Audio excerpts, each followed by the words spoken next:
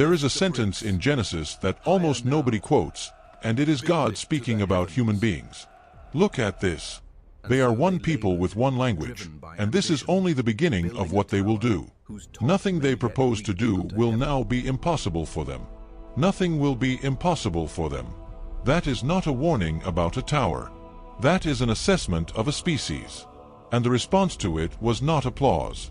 God came down, confused their language, and scattered them across the face of the whole earth. In a single event, one people became many nations who could no longer understand one another. It is the last thing that happens in the Bible before Abraham is called. But the famous sentence is not the strangest one in the chapter, because God does not say, "Let me go down." He says, "Let us go down," and they're confused their language. And the oldest surviving manuscripts of Deuteronomy contain a line about what happened when those nations were divided that most people have never read, because for centuries it was preserved in copies that the standard Hebrew text does not follow. So tonight, what the tower actually was, according to archaeology and the text itself. Why building it counted as sin, when the Bible never says the reason. Who the us is, and the manuscript line about the division of the nations that reframes the entire chapter. Every reading at full strength, the difficulties named out loud. Start on the plane. Genesis 11 opens with a sentence that should stop you on its own. The whole earth had one language and one speech. 1. Every human being alive could understand every other human being alive. Whatever else that means, it means the species had a capacity for coordination that has never existed since. And they migrate. They come from the east and find a plain in the land of Shinar, which is southern Mesopotamia, the flat alluvial country between the two rivers, and they settle there. And then comes a detail that is easy to skip and is one of the strongest historical markers in the entire book. They said to one another, "Come, let us make bricks, and burn them thoroughly." And they had brick for stone, and bitumen for mortar. Read that again. Brick instead of stone, bitumen instead of mortar. That is not a generic ancient building note. That is precisely how southern Mesopotamia built, and only how it could build, because that plain has almost no quarryable stone and no lime for good mortar, but it has endless river clay and it has natural bitumen seeping out of the ground. The verse is describing the exact construction technology of that exact region. Whoever wrote it knew the place. Then the plan. Come, let us build ourselves a city and a tower whose top is in the heavens, and let us make a name for ourselves, lest we be scattered abroad over the face of the whole earth. 3 motives in one sentence. A city, a tower reaching the heavens, and a name, so that we are not scattered. So what were they actually building? And here archaeology gives us something unusually solid, because we know exactly what a tower whose top is in the heavens looked like in southern Mesopotamia. It was a ziggurat. A ziggurat is not a spire, and it is not a staircase for climbing into the sky. It is a massive stepped platform of mud brick, square at the base, rising in terraces, with a small shrine at the summit. Dozens have been excavated, and the crucial thing is what they were for, because it is the opposite of what most people assume. A ziggurat was not built so that men could go up to heaven. It was built so that a god could come down. It was a landing platform, a staircase for a deity to descend to a city, be housed, be fed, and be present with his people. And in Babylon itself there stood the greatest of them, called Etemenanke, which means the foundation of heaven and earth. Its base has been excavated. It was enormous, roughly 90 meters on a side, and ancient records describe it rising in stages to a shrine at the top. Now, I want to be careful, because this is where a lot of content overclaims. No archaeologist can prove that Etemenanke is the tower of Genesis 11. The structure we can dig up is far later than the events Genesis describes. What we can say is that Genesis describes a building type that really existed, in the exact place it says, made of the exact materials that place used, for the exact purpose those buildings served. And once you know what a ziggurat was for, the chapter becomes bitterly ironic.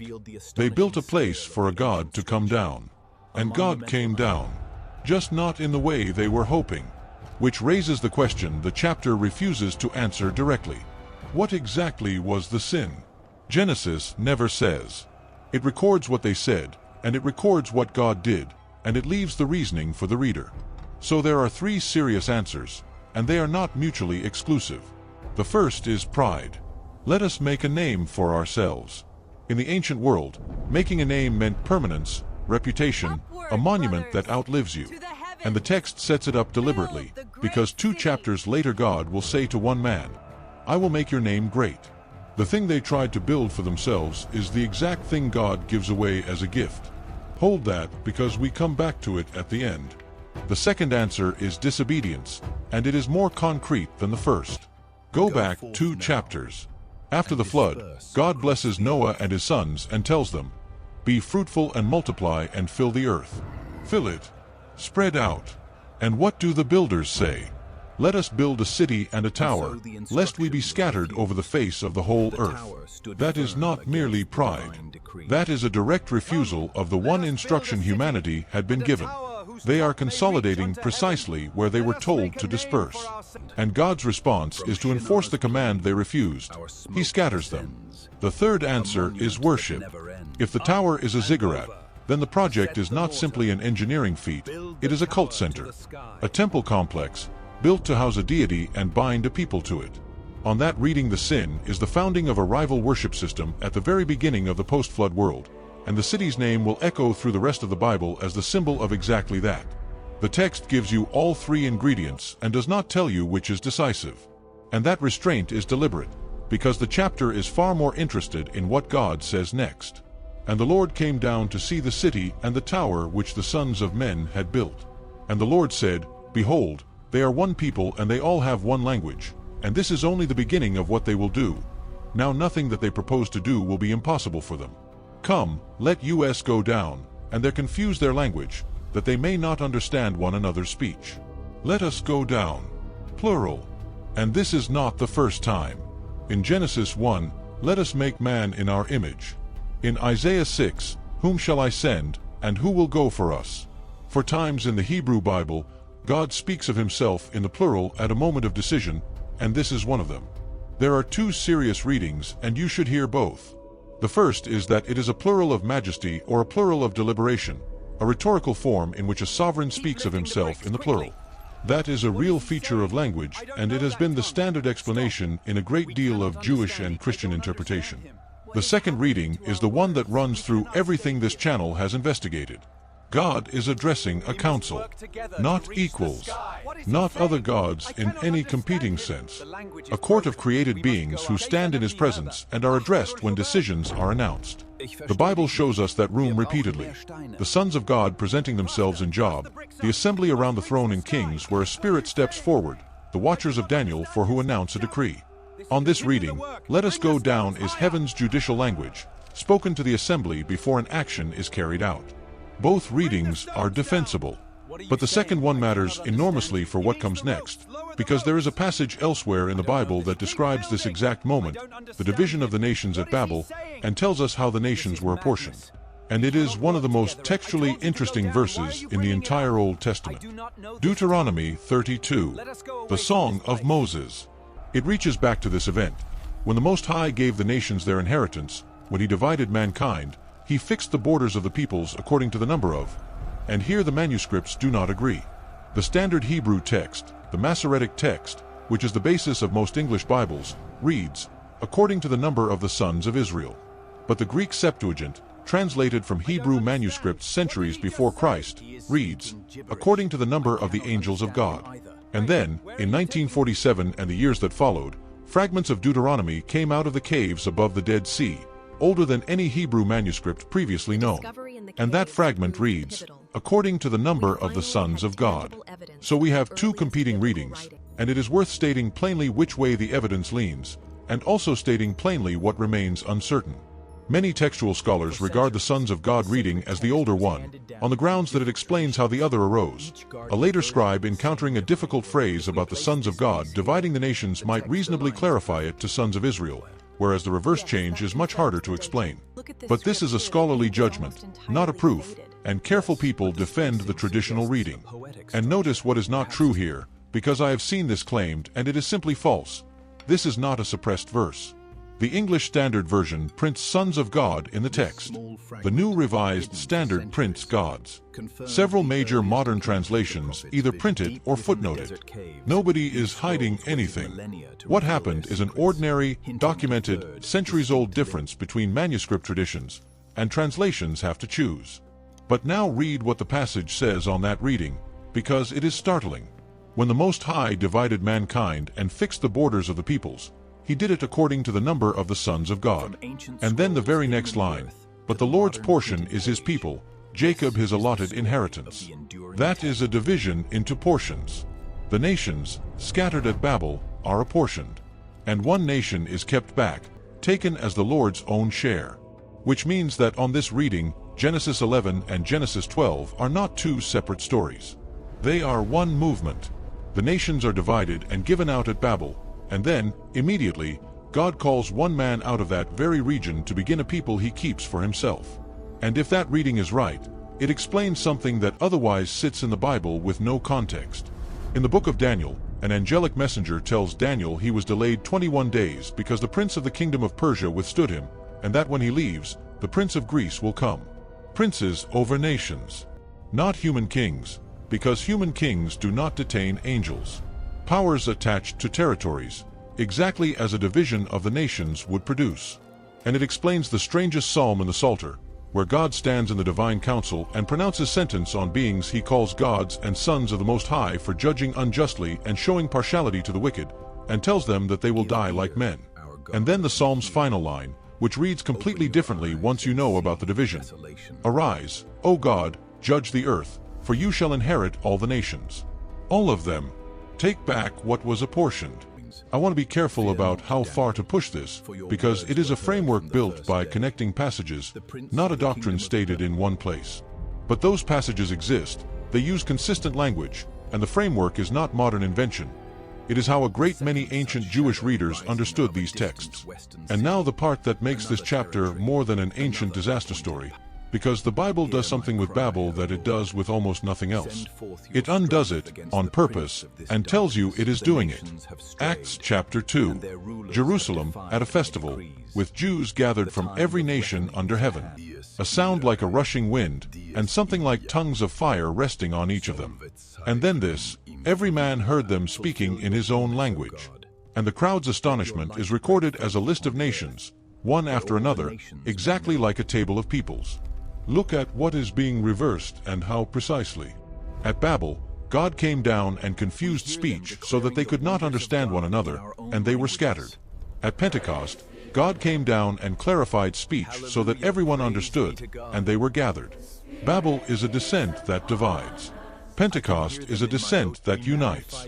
But notice what is not reversed, because this is the detail people miss. God does not restore one language at Pentecost.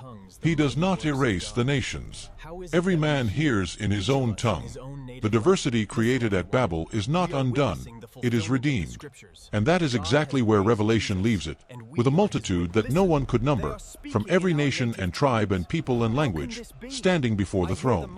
The languages are still there. They are just no longer a barrier. So here is where the evidence leaves us, in categories.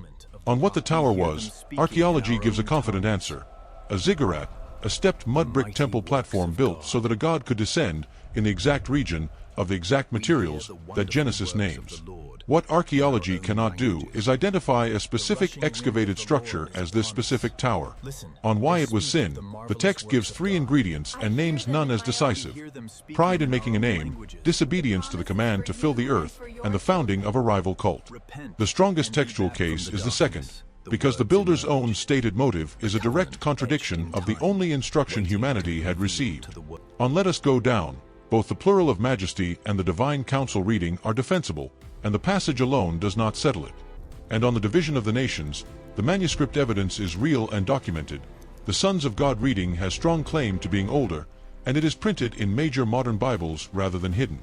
What follows from it, the framework of nations under appointed powers, is a construction from several passages rather than a statement in one, and it should be held as a reading rather than a certainty. But underneath all 4, the chapter's own argument is not obscure at all. A species with unlimited potential and no limit on its ambition is not a triumph in this text. It is a danger, and the response to it is not destruction. Nobody dies at Babel. There is no flood, no fire, no plague. God's judgment on the most dangerous project in human history is to make people unable to finish it, and then to scatter them into the world they were told to fill in the first place. And that is where this lands on an ordinary week, because of the sentence we set aside earlier. Let us make a name for ourselves. That is the builder's motive, stated in their own words, and it is the most understandable line in the chapter. Everyone wants their life to count for something. Everyone wants to leave a mark that outlasts them. That impulse is not evil, it is human, and Babel is what happens when it becomes the foundation instead of the roof. Now read the very next chapter. God speaks to one man in that same region, and he says, "Go from your country and your kindred and your father's house to the land that I will show you. And I will make of you a great nation, and I will bless you, and I will make your name great." The exact thing the tower was for. Given, as a gift, to a man who walked away from the city. They tried to build a name by staying together and climbing. He received one by leaving and going where he was told. That contrast is the whole point of putting these two chapters side by side, and it is why Genesis 11 ends where it does. So if you are exhausted from building something meant to prove that you mattered, the chapter is not condemning you for wanting to matter. It is telling you where that actually comes from, and that it has never once been produced by stacking brick. If someone you love is deep in the middle of that build, send them this. It takes 2 seconds. And there is one more file that this chapter opens, because we have been talking about Babel and I have deliberately left out the name most people expect. Go back 1 chapter.